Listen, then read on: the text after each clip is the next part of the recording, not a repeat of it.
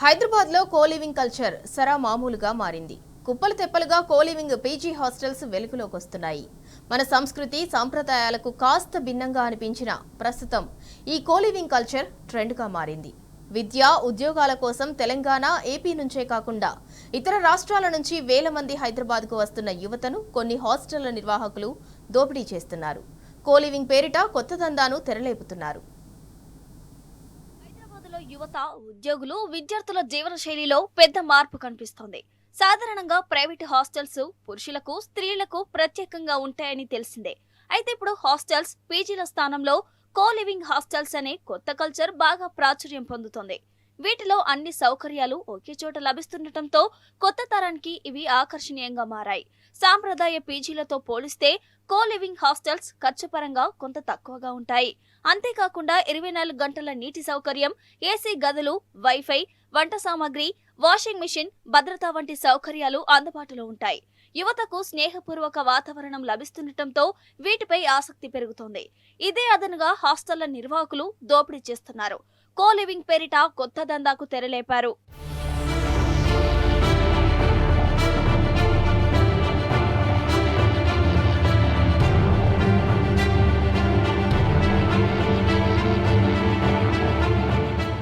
ఈ కొత్త ట్రెండ్ వెనుక కొన్ని ఆందోళనకర అంశాలు కూడా ఉన్నాయని పలువురు అభిప్రాయపడుతున్నారు.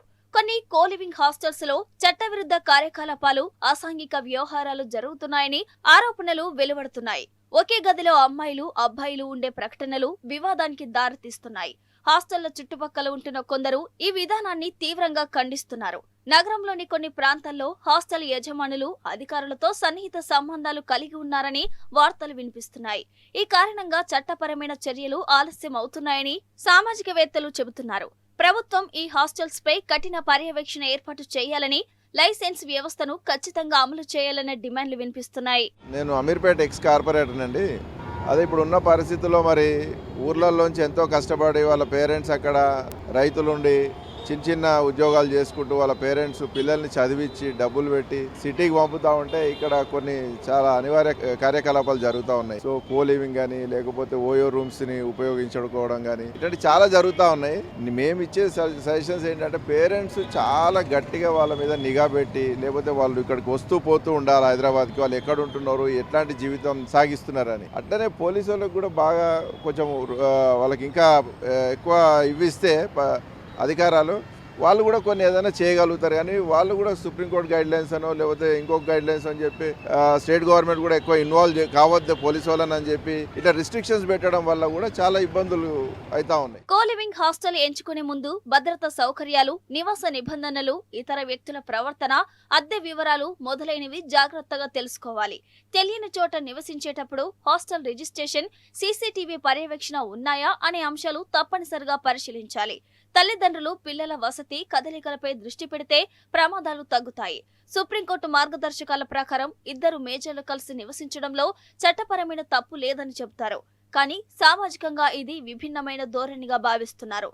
కొందరు దీన్ని ఆధునిక జీవన విధానంగా చూస్తే, మరికొందరు దీనివల్ల నేరాలు, ఘోరాలు జరిగే అవకాశం ఉందని అంటున్నారు. నా పేరు లక్ష్మీ సౌజన్య, హైకోర్టు అడ్వకేట్. కోలివింగ్ హాస్టల్స్ అనేది అవసరం లేదు. ఇవన్నీ కొత్త కొత్త ఫారెన్ కల్చర్స్ అన్ని అడాప్ట్ చేసుకుంటున్నాము. మన కల్చర్ ఫస్ట్, మన కల్చర్ ని మనం అడాప్ట్ చేసుకొని మనం దాంట్లో వెళ్ళాలి. అది మెయిన్ పెట్టుకొని, టార్గెట్ పెట్టుకొని వెళ్ళాలని అందరు యూత్ కి, ఈ రోజు బాలలే రేపటి పౌరులు అన్నట్టు ఫస్ట్ ఆఫ్ ఆల్ మన జనరేషన్ ఎలా వెళ్తుందో మనమే చూస్తున్నాం. ఇప్పుడు నేరాలు, ఘోరాలు, ప్రతిదీ everything we are seeing. So please కొంచెము అడాప్ట్ చేసుకోండి.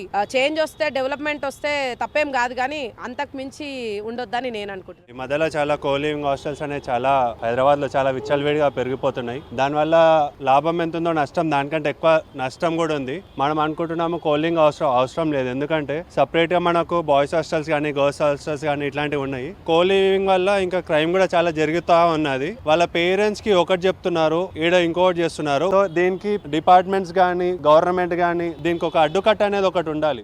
హైదరాబాద్, గచ్చిబౌలి, మాదాపూర్, కూకట్పల్లి, హైటెక్ సిటీ వంటి ప్రాంతాల్లో ఈ హాస్టల్స్ వేగంగా పెరుగుతున్నాయి. భవిష్యత్తులో ఈ ట్రెండ్ నగర సంస్కృతిపై తీవ్రంగా ప్రభావం చూపే అవకాశాలు ఉన్నాయని అభిప్రాయపడుతున్నారు.